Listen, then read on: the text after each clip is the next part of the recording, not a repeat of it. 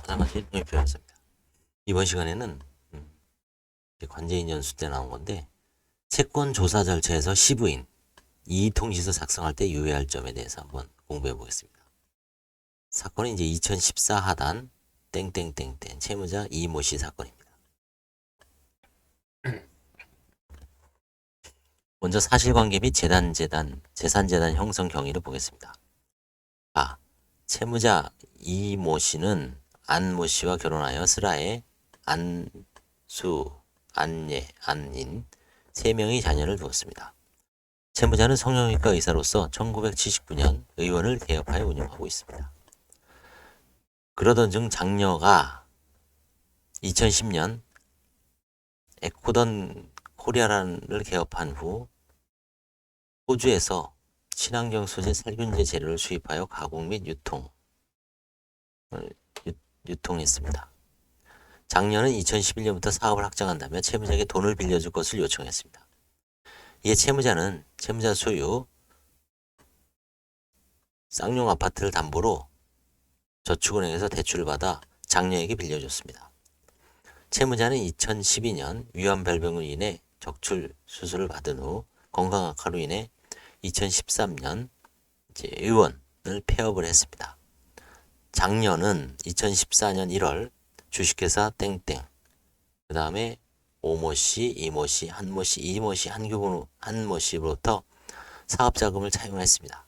위 채권자들은 연대보증인과 공정증서 작성을 요구했습니다. 이에 장녀는 2014년 1월 28일 채무자와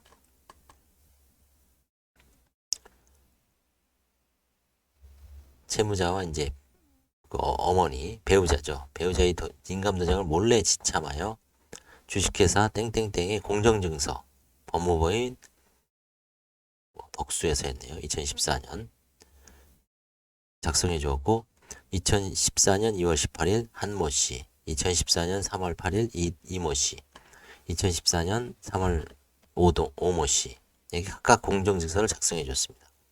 하나, 둘, 셋, 4명에게 해줬네요. 채무자는 2014년 6월 채권자 이모씨에게 공정증서를 또 작성해 주었습니다. 5번째. 채무자와 안모씨는 배우자입니다. 채무자와 배우자는 2014년 8월 위와 같은 사실을 알게 된 것으로 보입니다. 남편, 채무자가 여자네요. 남편 안모 씨는 의대 교수를 봉직하다 정년퇴직 후 받고 있는 교직원 연금을 기초로 280만 원 기초로 2014년 개인회생 절차를 신청하였습니다. 채무자는 이제 여자의사였던 것 같아요. 남편은 이제 의대 교수였고, 채무자는 2014년 1월 15일 파산 선고를 받았습니다. 파산관제인은 부동산 강제 경매 서울중앙지방법원 2014 타경 진행 중인 채무자 소유 쌍용 아파트에 대해 당연히 이제 파산 선고 기입 등기를 한 후 이 당시 이제 서울중앙지방법원이죠. 배당 절차에 참여하여 금 3억 7,900만 원을 파산재단에 편입하였습니다.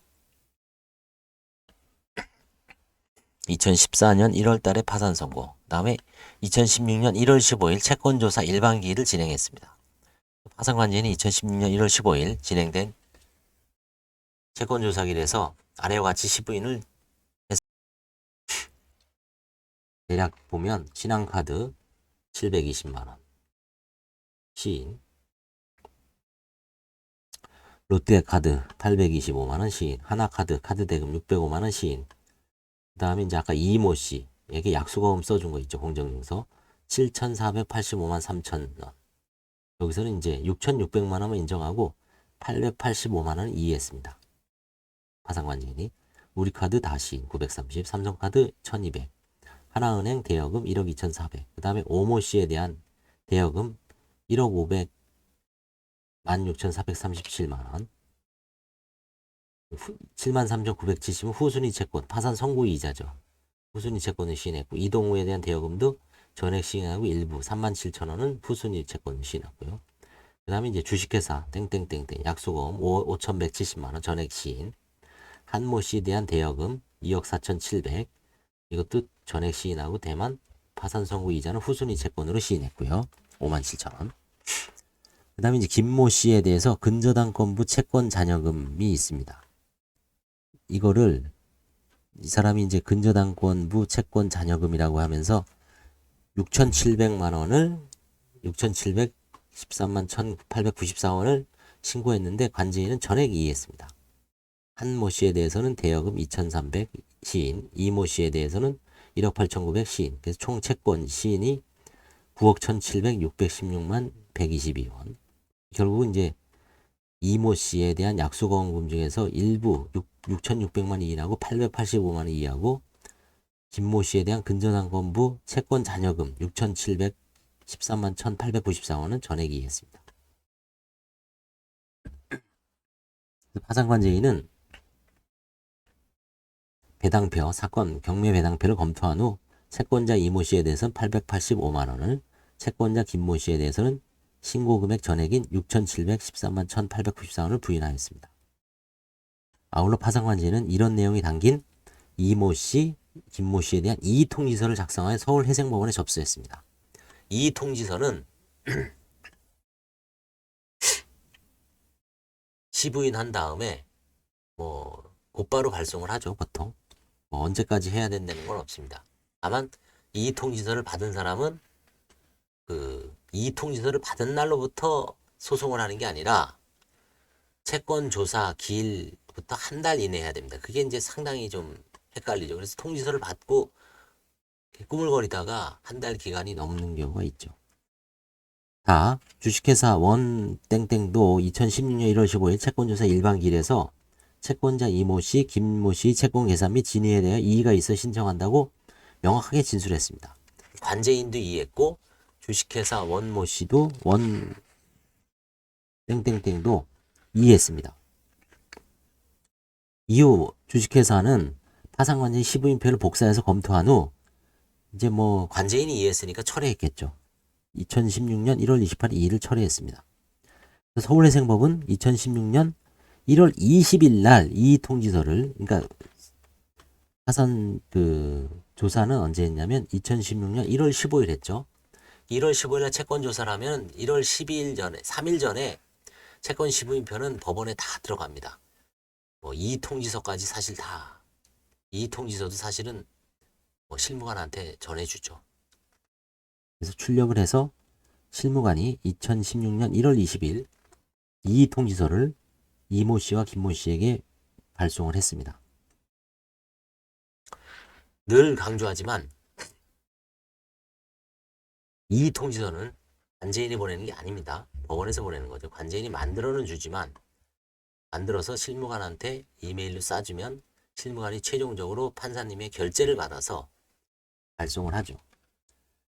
그래서 1월 20일 날 이의통지서를 이모 씨와 김모 씨에게 보내주었는데, 그런데 이모 씨, 김모 씨는 아까도 말씀드렸죠. 한 달 이내에 1월 15일이니까 2월 15일까지는 제출해야 돼요. 채권조사 확정재판을.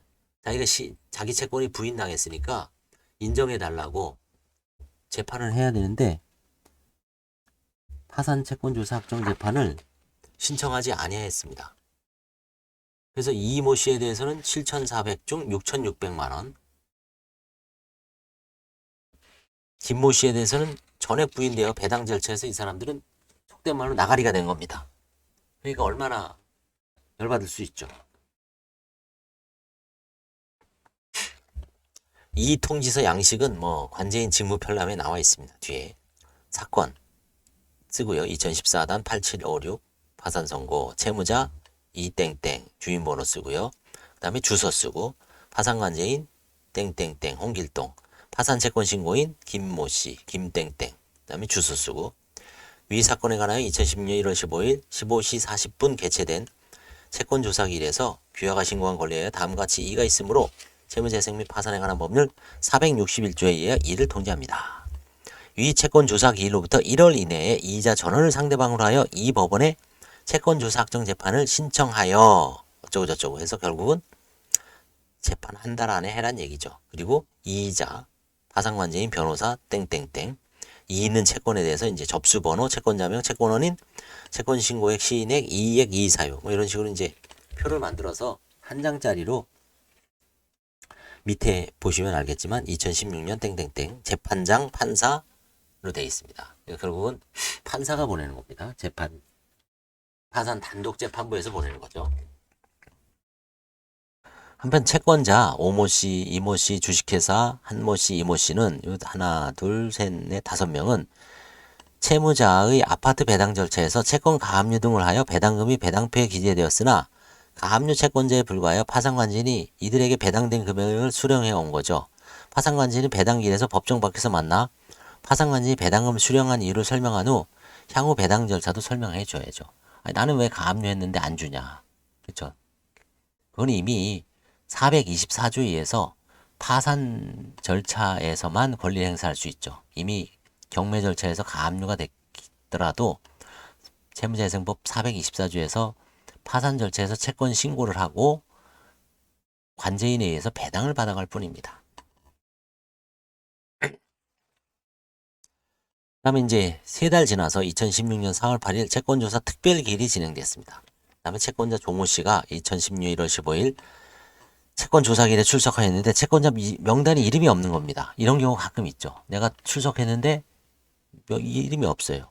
이에 파산관제인은 채무자 및 채무자 딸을 면담하였는데 채무자는 조모 씨뿐만 아니라 개인 채권자 또 다른 김모 씨, 또 다른 이모 씨, 서모 씨 무려 하나, 조, 김, 이, 서 4명이 더 있다라고 한 거예요. 개인 채권자. 그러니까 배당 금액이 지금 관제인이 아파트, 대체 아파트, 쌍용 아파트 그거 매각 금액 근저당 거 빼고 3억 7천 얼마를 배당을 했으니까 받아왔으니까 개인 채권자들은 이제 욕심이 생길 수도 있죠. 넣어라. 이에 관제인은 채무자 및 채무자 딸에게 이 개인 채권자들도 채권자 목록에 추가하는 것을 신청 대리인과 협의해봐라. 대리인, 변호사나 법무사하고 의논을 해봐라. 이렇게 얘기하죠. 뭐 무조건 넣으시오. 이게 아니라 변호사나 법무사, 대리인이 있으니까 어떻게 하는 게 좋은지 한번 협의해봐라. 안내하였습니다. 채무는 2016년 2월 16일 한 달 지나서 누락된 채권자를 추가하는 내용으로 채권자 목록 수정 허가 신청을 하여 허가를 받았습니다. 이런 경우가 가끔 있죠. 막 개인 채권자가 뒤늦게 막 끼어드는 경우가 있습니다. 뭐 누락 채권자도 마찬가지고. 이후 채권자 목록에 추가된 조, 김, 이, 서에 대해서는 관제인은 또 채권 신고서 또 나눠줘야 돼요. 채권 신고서가 송달되었죠. 그래서 이제 그러면 특별조사기를 잡습니다. 송달료를 내고 특별조사기 4월 8일날 잡혔네요.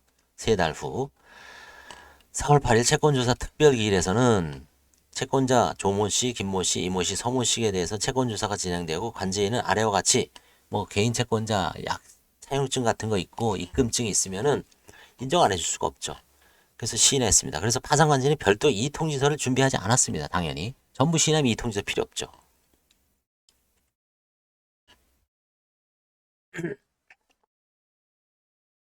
한편 주식회사 원모 씨의 5인 대리인 한 변호사는 2016년 4월 8일 채권조사 특별기일에 출석하면서 이 신청서를 참여에게 접수하였습니다. 한 변호사는 채권조사 특별기일에서 보드로 채권자 조김 이서, 그러니까 뒤늦게 들어온 사람들이죠. 채권자 조김 이서에 대해서 채권자 목록에 누락되었다가 추가된 것이므로 채권 전부가 의심스럽다는 취지로 이제 진술한 겁니다. 그러니까 앞에서 자기네가 5명, 거기도 이제 개인 채권자 연합이죠. 주식회사하고. 자기네가 이제 5명이 받아가야 되는데 또 4명이 끼어들어갔는데 이게 좀 의심스럽죠, 사실. 그래서 이제 그 채권자 대리인 5명의 변호사, 대리한 변호사가 한모 변호사가 이해한 겁니다. 뒤에 나오는 조김, 이서 4명은 이 금액도 얼마냐면 조김, 이서의 그 뒤늦게 들어온 사람들의 금액이 한 1억 정도, 1억 조금 추가돼, 1억 더 됩니다. 그래서 한 변호사는 명시적으로 주식회사 원모 씨의 5인이 채권자 조김, 이서의 신고한 채권에 대해 부인한다고 하지 않았고, 아울러 접수한 이의통지서가 채권 존부가 의심스럽다는 정도이지 아래와 같은 내용의 이통지서를 작성하여 서울해생법원에 접수한 것이 아니었다. 그죠? 그래서 이통지서를 접수해야 됩니다. 채권자로서는. 근데 이걸 아까 그 읽어준 이통지서를 접수 안 한 거예요. 그냥 의심스럽습니다. 그죠? 법정에 나와서 한마디 한 거예요.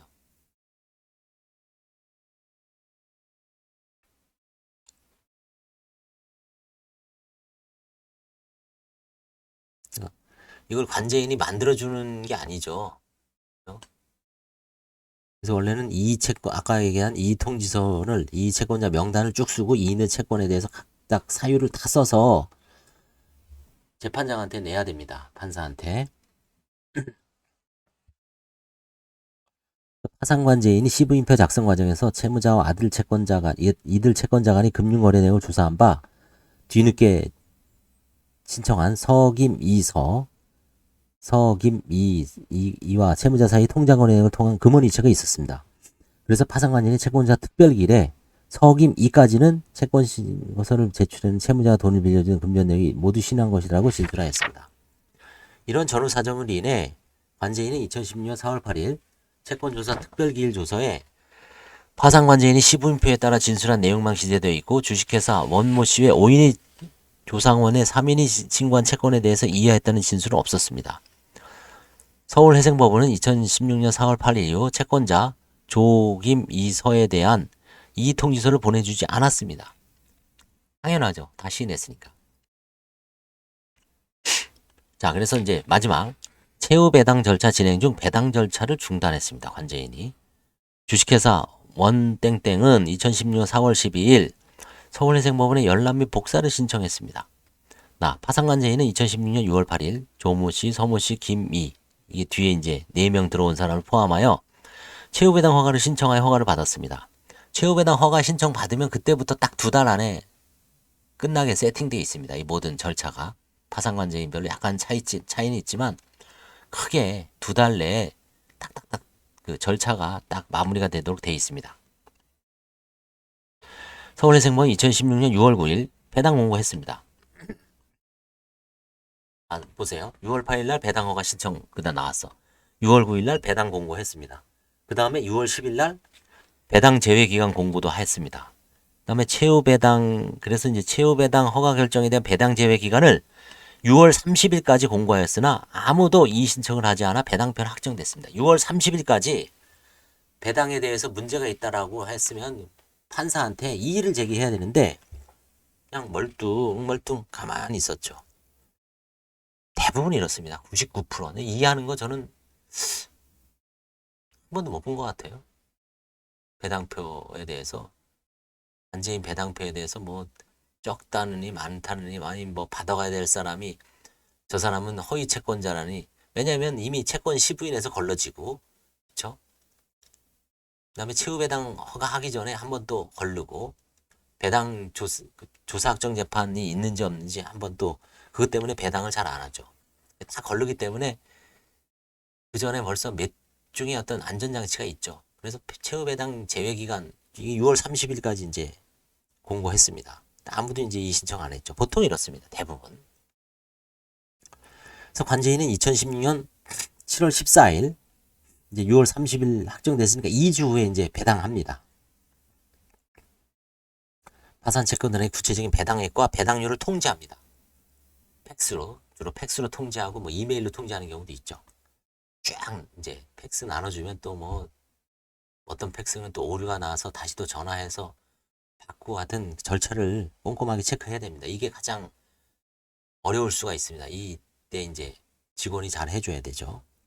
각 채권자는 파산권자의 구체적인 배당금 청구권을 취득을 합니다. 법상. 그래서 관제인이 배당액과 배당률을 통지하면 게임 끝난 겁니다. 그 이후로 만약에 뭔가 뭐 잘못됐다 그러면 파산관제인이 손해배상을 해야 돼요. 배당액과 배당률을 통지하는 거는 다시 한번 읽어드리면 각 채권자는 파산관제인에 대해 구체적인 배당 지급 청구권을 취득한 겁니다. 수상적으로 그냥 뭐 나 배당해줘 이게 아니라 거기에 나오는 금액을 해줘야 될 의무가 있는 겁니다. 그게 잘못됐어도 파산관제는 해줘야 돼요. 만약에 거기다 뭐 공 하나 뭐 명백 하나 오기라면 모를까 그쵸? 그래서 채권자 주 원모의 5위는 이게 이제 앞에 한 그룹이죠. 2010년 7월 25일 날 7월 14일 날 배당을 통지했어요. 그리고 나서 11일 후에 이의신청서를 제출했습니다. 뒤에 신고한 조기미서 4명은 신고한 채권에 대해 본인들이 이의를 하였는데 조기미서 외 3명이 채권조사 특별기일 진행 후 한 달 안에 조사확정재판 신청을 제기하지 않았으므로 이들에게 배당하면 안 됩니다. 라고 이제 한모 변호사가 그쵸? 이제 이의신청서를 뒤늦게 제가 보기엔 이제 뒷북 같아요. 볼게요. 이에 파산관제인은 2010년 7월 27일 조모 씨 외 3명에 대한 배당을 보류하고 파산재판부에 이제 관련 사실을 보고했죠. 그래서 보류했습니다. 그래서 이제 이 변호사님, 관제인 변호사님이 이제 말씀드리는 이제 핵심적인 게 지금부터 나옵니다. 지금 대충 이제 알겠죠. 결국 결론은 그겁니다. 핵심은 개인 채권자가 이제 대리한 변호사가 5명을 대리해서 채권 신고를 다 했습니다. 근데 뒤늦게 후발그룹 조기 다른 분들이 들어오니까 법정에서 저거 좀 이상하다. 왜 늦게 신고하는 게 좀 수상하다 해서 말로 일을 했는데 이의통지를 하지 않은 겁니다. 그러니까 이제 배당이 진행되니까 이의통지를 이의통지했는데 왜 배당을 하냐. 그래서 관제인이 일단 보류를 하고 우리 이제 어떻게 처리됐는지 그게 궁금하죠. 그래서 채권 확정의 효력 및 이와 관련된 소송 방법. 확정 채권에 관하여 파산 채권자폐에 기재한 때는 그 기재는 파산 채권자 전원에 대하여 확정 판결과 동일한 효력이 있습니다. 460조에 있죠. 확정 판결과 동일한 효력이 있다는 의미에 대해서는 견해 대립이 있으나 판례는 이런 기판력이 아닌 확인적 효력을 가지고 파산 절차 내부에 있어서 불가쟁력이 있다는 의미입니다. 기판력은 아니다. 그냥 불가쟁력 정도다.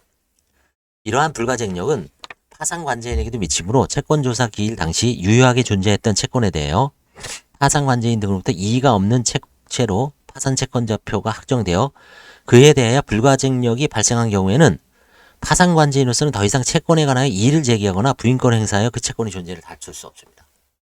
그래서 이 채권 시부인표가 상당히 중요합니다. 이거 한번 잘못하면은 무효확인 소송 구하고 난리도 아닙니다.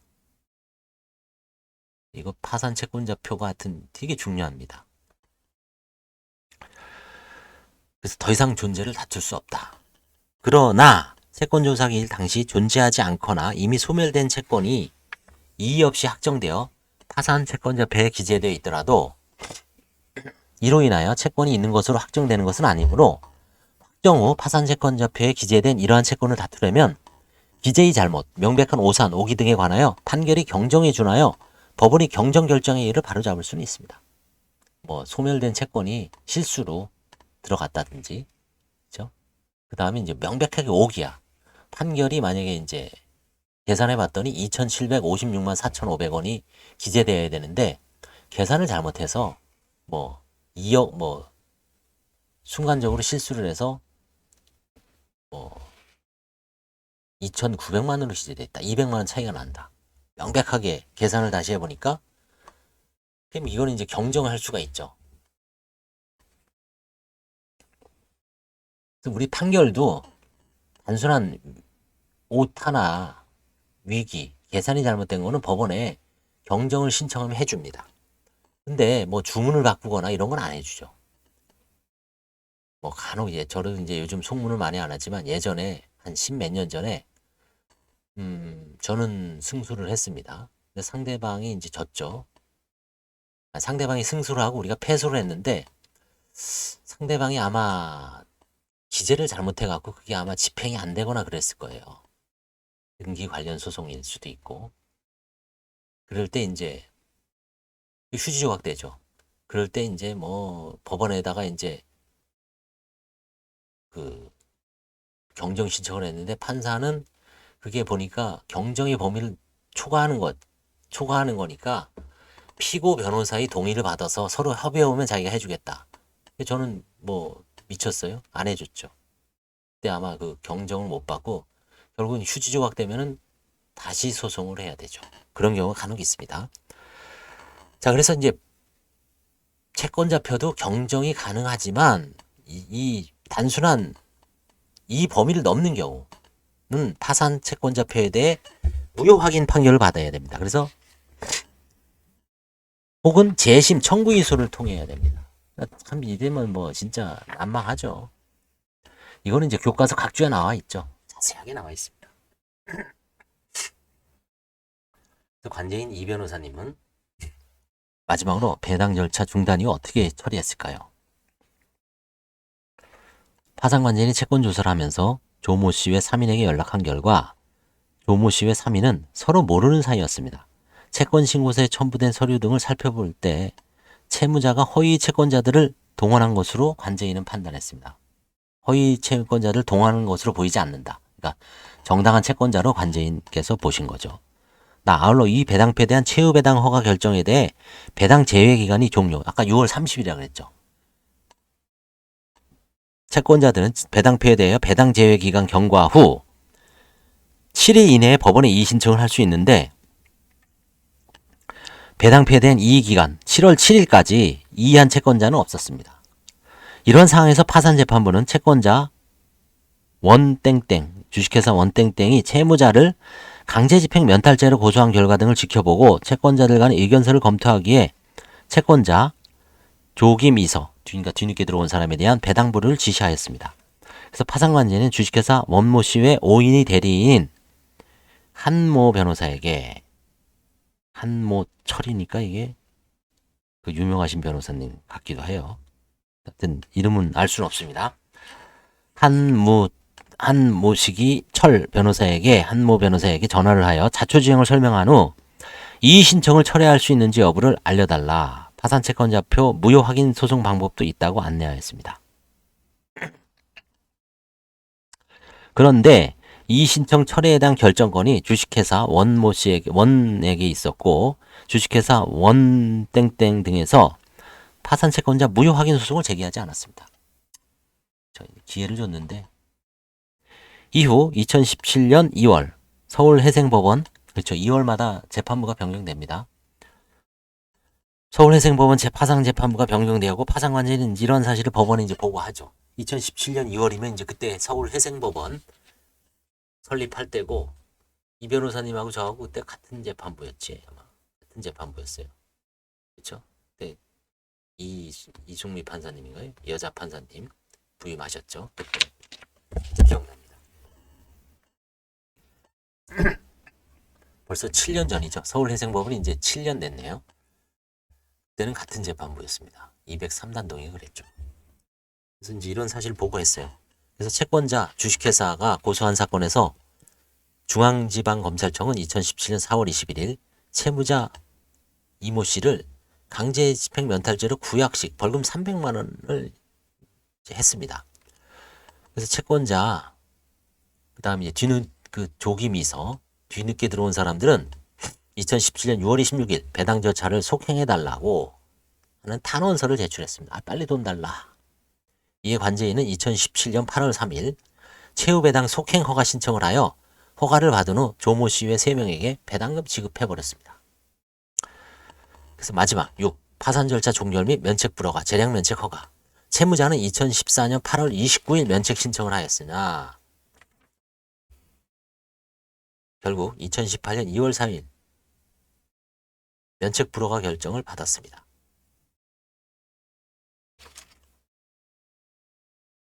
이에 대해 채무자는 2018년 3월 10일 즉시 항고장을 제출했습니다. 서울해생법원 항고부죠. 20부는 2020년 5월 6일 채무자에 대해 항고 인용 결정을 하였습니다. 결국 채무자는 항고심에서 재량 면책 받았네요. 이제 이 의사분은 결국은 면책 불허가는 받았어요. 뭐 면책 불허가 사유는 여기 뚜렷하게 안 나. 이 사건의 쟁점은 아니죠. 뭐 다른 가치가 있나 봅니다. 저 이분은 2014년에 이제 신청을 해서 면책 받는데 몇 년 걸렸나요? 6년 걸렸습니다. 아유, 지금 같으면 이렇게 처리 안 했을 텐데 그 당시엔 좀 까다롭게 보던 시절이죠. 좀 더 지금보다는. 그래서 개인 채권자들이 이제 막 그 뭐랄까요? 개인 채권자들 간에 다툼도 많고 이분 보니까 뭐 9억 얼마 중에 금융권 채무는 얼마 안 돼요. 금융권 채무는 카드값하고 하나은행 외에 한 2억도 안 돼요. 근데 거의 8, 9억이 개인 사채입니다.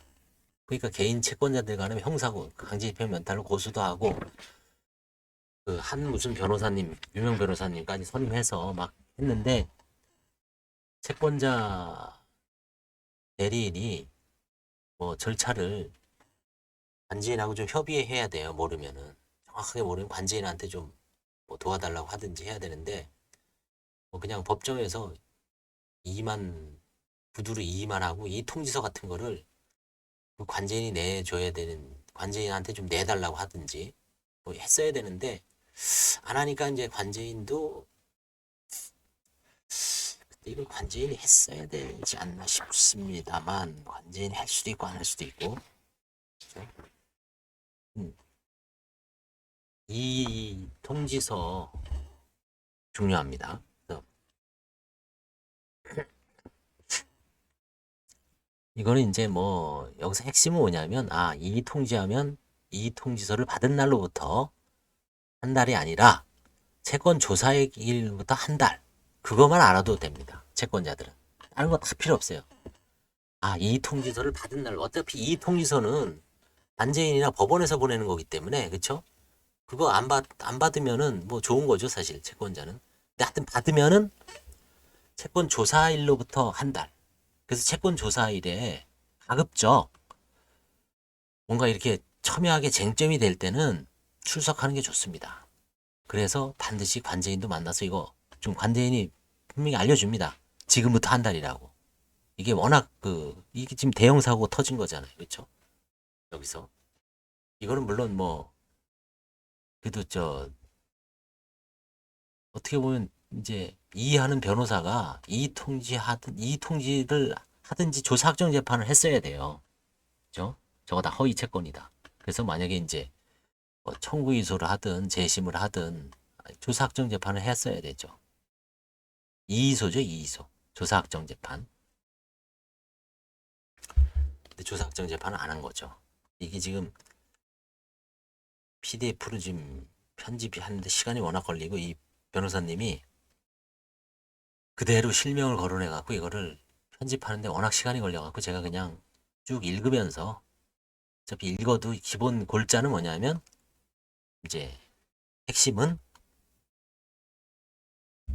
이 통지서를 받고 채권 조사일로부터 한 달 이내에 소송을 제기해야 된다. 그 제기를 안 해서 결국 문제가 된 사건을 이제 이 통지서 작성할 때 유의할 점에 대해서 관제의 업무를 취급하는 관제인도 물론 조심해야 되겠지만 채권자들도 제가 개인적으로 경험한 사건 중에서는 처음부터 마지막까지 출석한 사건이 있었어요. 변호사가 한 1억 정도 배당을 했는데 신탁된 거죠. 채권자가 뭐 한 40명 50명 됐는데 그래서 다른 채권자들의 어떤 동향에 대해서도 늘 관심을 가졌던 그런 기억이 있습니다. 그래서 채권 조사 시 이 통지서와 관련된 유의점에 대해서 공부를 한번 해봤습니다. 목소리만이지만 한번 대략 골자는 아마 이해하실 거예요. 감사합니다.